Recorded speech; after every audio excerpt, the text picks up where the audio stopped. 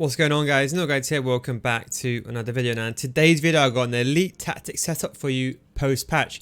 These are tactics up that you can use to help elevate your weekend league to get more weekend league wins or push towards the elite ranks. Of course, it's a progressive system, so you have a different system for different aspects of the game, which I'll get onto in a second. Again, this is my weekly update, so if you're in a rush, you haven't got time to see my other videos, this will be all the formation tactics in one video. Don't forget, I have a formation video for each one of these formations. So if you see a formation and you're wondering how that works, you want more information, go to my channel and I've got more videos, or I've got a video for each separate formation explaining it in detail. And one final thing is, if something is working for you already, just keep it as it is. Don't change a winning formula just because I changed something. This is for my playstyle. If something's working for you, don't change it. So if I use a 4-3-2-1 and you prefer a 4-1-2-1-2 second variation, then you play that 4-1-2-1-2 second variation. But anyway, in case you're new here, the most important thing to push into a higher rank is have a progressive system, a formation to close the game out. So when you're 1-0 down, or when you're drawing or you're 1-0 ahead and you're comfortable, you'll change to this formation, because that way your opponent will be more attacking when they're losing 1-0. You'll have a formation to counter that. You'll have maybe a more attacking formation. Let's say this is too defensive, a more attacking variation. You'll have like a third slot, which would be like a formation where you've got a defensive formation and a somewhat attacking formation. This is like a different system formation. So if you can't get through on a wide, like a 4-4-2, you might go with a 4-1-2 on the second variation. And the last one is an ultra attack. This is do or die. You know you're 2-0 down. You need to get back into the game. So I'm going to go through the tactics and instructions. I'll walk you through each one. So this is the 4-2-3-1 video from yesterday. They're the exact same tactics. The only difference is that I have this on balance, not long ball. The reason why is I'm very comfortable with L1 triggers. Now listen, if you yourself know you're below an elite player now, and you know you don't know how to use L1 triggers or creative runs efficiently, just leave this on long ball. But because I feel very comfortable with doing that, I left that unbalanced. And in terms, I'll go on to tactics in a second. And in terms of instructions, basically, everyone's exactly the same as my video yesterday. The only difference is both CDMs on stay back while attacking. So I got 4, 3, 4 and 6. It's still a very attacking formation, but defensively it's very, very stable. Again, you can use long ball if you're very, very bad. Let's be honest. If you know you're not good at L1 triggers, it's better to be honest and leave this on long ball, but I left it on balanced. Instructions: stay central, come back in defense for the striker. Come back for the 3 cams, but the outside cams get into the box. Of course, you can pause this and copy the tactics at any time. Both CDMs on stay back while attacking cover center, because this is my defensive formation, as I mentioned. Both center backs on balance, goalkeeper on balance, and left back and right back are both on stay back, conservative, and overlap. So that is the way I would use the formation. That's the formation I would use when a game starts. When I go into a game, I'll stick on this formation, and that's what I would use for the majority of the game. Now, let's say, for example, it's 0-0, or let's say I go 1-0 down. I will still use this formation, maybe like 5-10 more minutes, kind of get a little gist. Maybe my opponent's got even more defensive now, so I need a more attacking approach. Then I switch to my second 4-2-3-1. So the key thing is, with the press of a button, you can go from attacking to defensive. That way you can counter your opponent, and you can keep your opponent on the back foot. The only difference in this formation, it's exactly the same. I have long ball on this one. So again, if you're not good with L1 triggers, I'd recommend having long ball on both. But I have long ball on this formation because I need more players to be going forward. Maybe I'm just not attacking enough, I'm being more attacking. And in instructions, the only difference is one, the CDMs is on balance. So instead of them being on stay back while attacking, they're now on balanced. And then my striker is on stay forward. Everything is the same from the last formation. So if you watched the video yesterday, in regards to the tactics for the 4-2-3-1, it's this exact same one. I have increased the width and the depth up by 1 because I want it to be a bit more tacky. So that's why I've adjusted. Don't forget, the formation I made yesterday is for like a universal formation for the entire game. But I've increased the depth and the width a little bit. So what we have is a defensive formation, one to close the game out, one to start with. If, for example, we are struggling, we go 1-0 down, I'll then change to this one. Depth and width just a bit higher. We have long ball on. One of my CDMs are now on balance. So this way, when I'm attacking, I now have 5 strikers with one of the CDMs during the attack to make a 5-striker attack. And we have our striker on stay forward. We still have our camera on come back in offense though. This is important because you need someone to be further back when you're building up. So if your opponent's outside your box, you get the ball back. You need this guy to be close to your defenders. But also when you're defending, you want that stability as well. You don't want to go gung-ho so early on. Then let's say, for example, in the game, it's 60 minutes. You can't get through with these 2 formations. You know you need to be even more attacking. We've gone with a 4-3-2-1 here. Now, this is my preference. The reason why I like the 4-3-2-1 as opposed to the 4-2-3-1 is because, as you can see, we have 3 strikers. All 3 strikers on stay central. We have the striker on get it behind. The left forward and right forward, and one's on comeback and defense, one on stay forward. But basically, all on stay central. So when they attack, it attacks in a 3-striker formation, and that's really good for attacking. In terms of the CDMs, it's the exact same as my 4-3-2-1 video, in case you're wondering, so you can just watch that video and copy it there. Stay back, cover center, drop between defenders for my CDM, and Bambe, get forward, cover wing, because obviously he's my winger, and he's going to come in late, deep in behind. And then for my left back and right back, we have them, of course, on balanced and inverted. For both left backs and right backs. So you can watch the 4-3-2-1 video if you want to, but I'm sure you've seen this tactic already if you're a regular viewer. It's on my channel. So this would be the formation I'll be using. As I said, if I'm losing 2-0, I need to get back into the game. I'm getting towards desperation, but I'm not quite there yet. I don't want to go all out attacks. Maybe I'll use this. Maybe I'll tap team press a little bit, and that's about it. Then we have my ultra attacking formation. Now I replaced this. I used to use the 4-2-2 here, but after the most recent patch, I've just gone with 4-4-2. I think it's more than good enough. In the beginning, I was quite skeptical with the 4-2-2.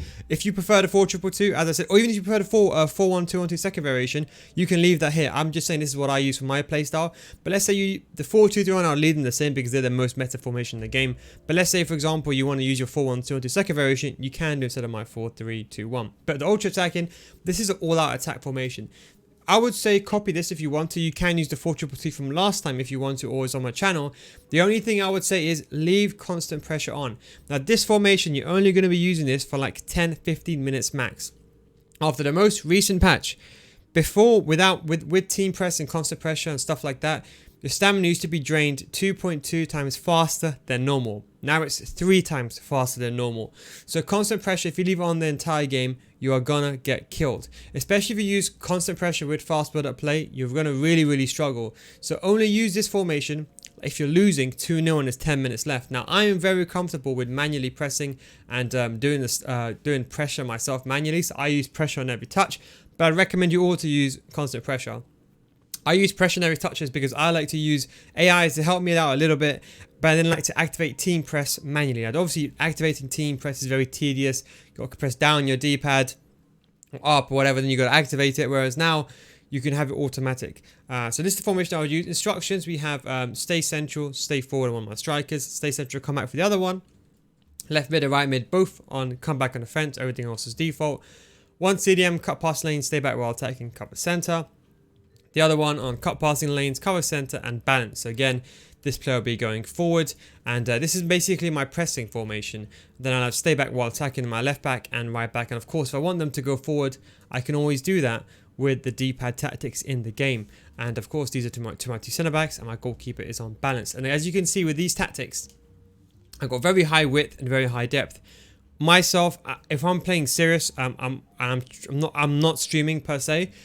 I know how to come back if I'm down 2-0. I know how to press manually. And that's why I've gone with this. So if you prefer the 4-2-2, then you can do it. And that's the system. So what we'll do is when the game starts, I'll always use this formation. And in case you're wondering, the balance formation, I never use this. This is just the anti-kickoff measure. The reason why I do this is if your opponent kicks off first, when you change your tactics in-game using your D-pad, it takes like 30 seconds or a minute, or it takes some time for the tactics to change, or unless the ball goes out of play where it changes instantly, is a long period of time. So when a game starts, if my opponent kicks off first, if I change to my ultra defensive tactic, it won't register straight away. So this is just my everyone's on comeback and offense, stay back while attacking. I never use this in the game. This is just for kickoff. So as you can see, everyone's on stay back. This way, if I'm against kickoff, I've got to drop between defenders as well. So the guy goes centrally.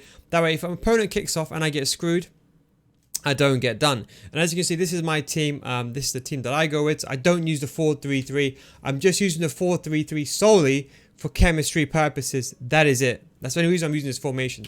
Then I have these formations inside the game. Now, in case you're wondering, Rabiot is not a right back. Don't forget I sub on Semedo for Rabiot. Why do I do that? It's because Rabiot is the only player that gives chemistry to Dembele and gives the green link to Cuadrado. So I just sub on Semedo for right back, and I sub him on for Rabiot, because don't forget I do play a towel in CDM, and that's the way I do it. That's how you get the best possible players in your team.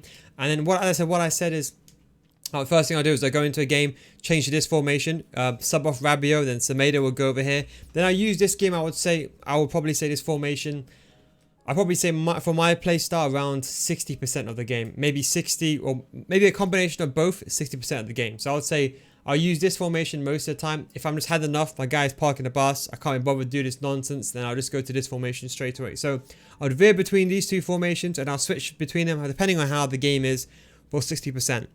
The other 20% is if I'm really conceding and I'm really down, I'll switch to, for example, this formation. Then the last, I suppose you can say 10 or even 20 sometimes, this is like my do or die, 2-0 down last minute. So the key thing is when you start, okay, 0-0, we're in this formation. We go 1-0 ahead, we still stay on this formation. We go 2-0 ahead, we stay on this formation. If, for example, ends up becoming 2-2, we stay on this formation. But let's say, for example, at 60 minutes, it's 2-2. I need to be more attacking. Or let's say even I go down 3-2, then I will switch to this one. If I then come back, if it's then 3-3, I'm winning 4-3, then I'll go back to my ultra defensive. Do you see? So you're either going up if you're losing or you're going down if you're winning. So as you can see then, and let's say for example like here, if for example I'm losing 4-3, then I'm realizing I still can't get through, then I would use this formation, a different system. If I then go 4-4 or I end up winning 5-4, I'll go back to my ultra defensive. If at this point, at the very rare situation that I'm not ahead and I'm not winning my games, I will go to ultra attacking, the all-out attack formation for the remainder of the game to press. Now, as I said, this is for my playstyle. I win most of my games. I'll only lose like a handful of games in a weekend league. So what I use for most of the game, you might use, for example, this tactic the entire game because you might be behind all the time. So it just depends on your playstyle. But the most important thing, as I said, is when you're watching this, if you're new here, you want to progress a system where you can change on the fly. Because listen, you got to think about this very logically. Think about this, right? If you're winning in a game, okay, and you go 2-0 ahead, do you think your opponent's going to be still parking the bus? He's not. He's going to go ultra attacking. So you need a formation. So if he has his fullbacks on left back and right back on overlap, and now you suddenly got 6 players in your box, you can't have, for example, your 3 cams on stay forward anymore. You have to have them on comeback and offense. So the idea is you change your D-pad very, very quickly.